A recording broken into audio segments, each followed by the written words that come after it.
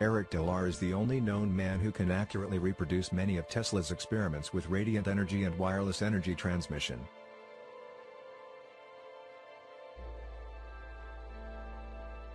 He is able to do so because he understands that conventional electrical theory only includes half the story.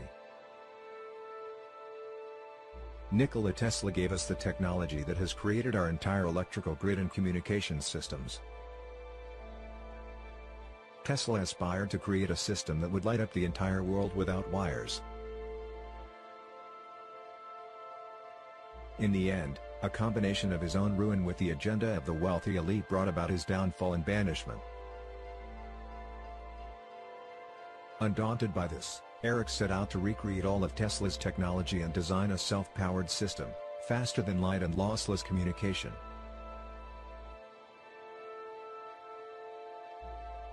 Eric managed to rediscover Tesla's core job, but had to live in the desert. He did more than 4 years of research on the sun at Sonoma State University before his lab was taken away. His research on the sun led him to conclude the following. The sun has no internal structure, it is empty. The sun is just a surface, there is nothing inside. The sun is not burning anything, there is no fusion. The sun is a transformer. It is an energy converter from another dimension, with light and heat being residual processes. During more than 30 years of electrical research and experiments, Dolar destroyed 8 laboratories mysteriously burned. He also conducted countless experiments proving that the sun is not a fiery ball in this space. The electrical engineer affirms that the sun is approximately 6,000 kilometers from Earth and not 150 million kilometers, as it is officially said. Light cannot travel in the vacuum of space, so rather the sun is inside the ionosphere, Dolar says. The heliocentric model tells us that the sun is a star at the center of a planetary system, a star made up of hydrogen and helium that has traces of other elements. NASA images depict the sun as a fireball burning in space and a supposed process of nuclear fusion or hydrogen that turns into helium. However, current science only works with hypothetical theories and false conjectures to define the sun. The scientific description of the sun itself is contradictory. The possibility that the sun produces oxygen in its surface composition is totally unlikely. The sun would be composed of nickel, chromium, magnesium and iron, and these elements would be responsible for the true magnetic force of the sun. The temperature of the sun, according to official data, is 5,778 degrees K or 5,505 degrees Celsius. There is no way to produce a magnetic field with the elements nickel, chromium, iron and magnesium at high temperatures. Hydrogen and helium also do not produce magnetism. Nickel, iron, chromium and magnesium lose their magnetic properties when subjected to less than 1,000 degrees Celsius. Therefore, the sun, as defined in the books, would never produce a magnetic field that could attract other bodies in space. In this way, no planet would orbit the sun or be attracted to its magnetic force. The force of gravity is the same force that attracts dust to a television screen, that is, it does not exert any force of magnitude. In order for the sun to have nuclear fusion on the surface and could cause combustion, it would need oxygen. Oxygen is produced in 2 ways, by photosynthesis and photolysis. This could not happen on the surface of the sun. There will be fire when combustion occurs, and for this to occur there must be a combination. Following elements: fuel, ignition temperature and oxygen in atmospheric air. The combination of these elements in suitable proportions will produce a process of release of heat and light energy. There is also no oxygen in the supposed space that can contribute to the combustion of the sun. Only electricity explains the magnetic force and the existence of the sun. According to Eric Dolar, the sun is not bigger than Earth, nor is it 150 million kilometers away. The sun would be slightly larger than the moon. It would be approximately 5,000 to 6,000 kilometers in diameter. And he believes that the Sun is between 5,000 and 6,000 kilometers from Earth. Dolar claims that magnetic induction produces light, heat, energy, electromagnetic frequencies, and radiation. That would be the best explanation to define the operation of the Sun within the system. The Sun has a strong electromagnetic field that captures energy frequencies from Earth and electrical space. This uptake is defined in a continuous process of magnetic induction.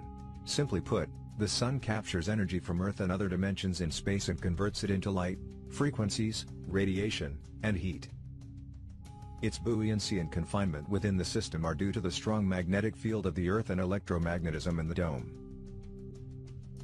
Therefore, the magnetic field of the Earth is much larger and more intense than the magnetic field of the Sun and the Moon. The sky is loaded with electrical particles and filaments that produce electromagnetic fields. The Sun picks up all this electrical and frequency charge that comes from the Earth, the sky, and the dome. To maintain the balance of this system, the Sun acts as a gigantic transformer that converts all this captured energy into light, frequencies, heat and radiation. Therefore, the Sun and also the Moon provide an extraordinary harmony that maintains everything. Moon, there would be no life on Earth. Electromagnetic waves radiate high and low frequencies. The Sun would be the result of a vibratory frequency radiated from the Earth. Nikola Tesla believed that there was a specific frequency with which the Earth is struck like with a hammer. Tesla believed that the surface of the Earth vibrated with the frequency of electricity that was generated from electromagnetic processes, the Earth being a large Tesla coil. This frequency is very intense in Antarctica, where sonoluminescence phenomena occur daily. Antarctica would be the negative pole of the Earth's battery, where all the extra energy is released. The Sun would be the result of this oscillating energy of very high frequencies.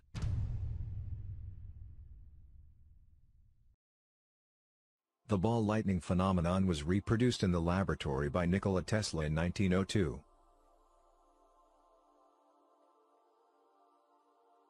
Other scientists have tried to reproduce this electrical phenomenon without success. This electrical phenomenon is observed after large electrical storms, where too much energy is released into the air or atmosphere. A ball of lightning floats in space and mysteriously disappears while losing frequency. This phenomenon may be related to the existence of our electric sun that shines in the sky. Gases and electrical energy make up plasma. The Tesla ball uses the same base to function and release beams of energy within it. The combination of gases and electrical energy or plasma is the same that explains the constitution of the electric sun. The sun transforms electrical energy into electromagnetic waves. Electromagnetic waves produce frequencies that make molecules, particles, and other substances vibrate intensely.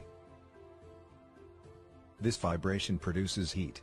With this premise, we can say that the sun has a cold surface, because the heat will radiate from the electromagnetic frequencies.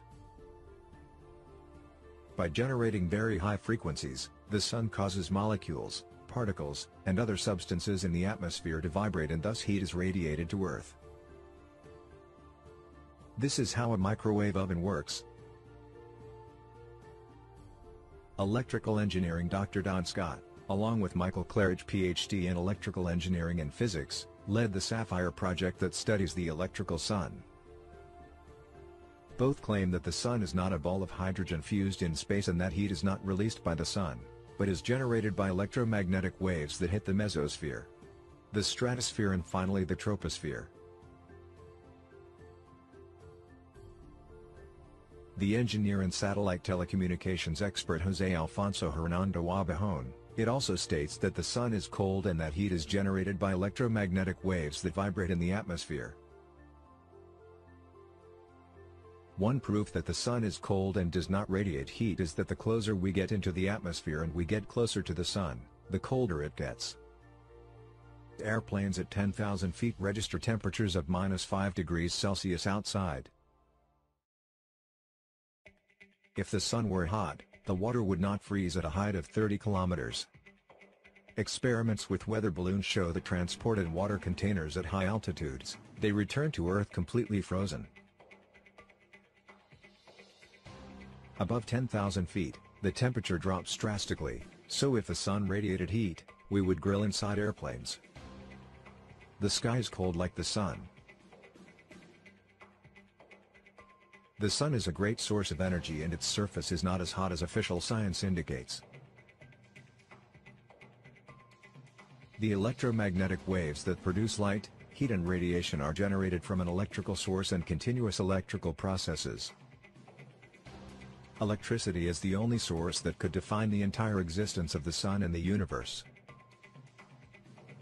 The visible spectrum, or simply visible light, is only a small part of the entire spectrum of possible electromagnetic radiation, ranging from radio waves to gamma rays.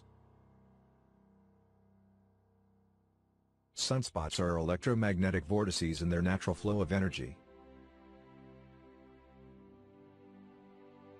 The sun has a powerful electromagnetic force that works interactively with the dome Earth sky system. The heat produced by the electromagnetic waves of the sun heats the water of the sea and rivers, heats and expands the air, produces breezes, winds and hurricanes. Its heat evaporates the water. The vapor, which is lighter, concentrates in the atmosphere, forming the clouds that float in the skies.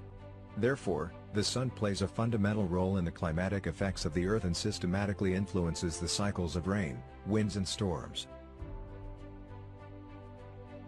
The sun causes magnetic paths or fluxes as it travels on Earth, where hurricanes, tidal waves and earthquakes originate. This is because water is naturally diamagnetic, that is, water repels a magnetic field when faced with this force. This water repellent effect explains the tides in Earth's oceans. The sun implies a positive electromagnetic energy that causes low tide and the moon implies a negative electromagnetic energy that causes high tide. Sea salt increases the ability of water to produce electricity. The sun's interaction with seawater acts as a great power plant. About 71% of the Earth's surface is made up of water. Therefore, the electromagnetic properties of the sun and the moon act like two giant magnets, altering their water level up to 17 meters above the sea surface. The sun also has a great influence on the tectonic layers of the Earth, causing earthquakes. All areas of earthquakes are concentrated on the magnetic stripes or the paths of the sun. The sun is a large electrical transformer or converter that interacts with the entire system. Eric Delaar and Nikola Tesla were persecuted because they knew too much. They both destroyed their laboratories and set them on fire. Delaar was threatened, just as Tesla was sabotaged to the end of his life. The sun is part of the perfect electrical circuit that keeps this entire system running. What do you think about this topic?